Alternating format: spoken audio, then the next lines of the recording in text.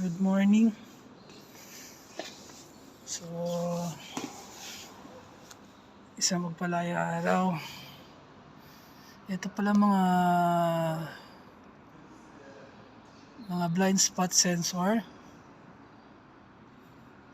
Spot monitor yan, sensor monitor. So, it's made in Philippines.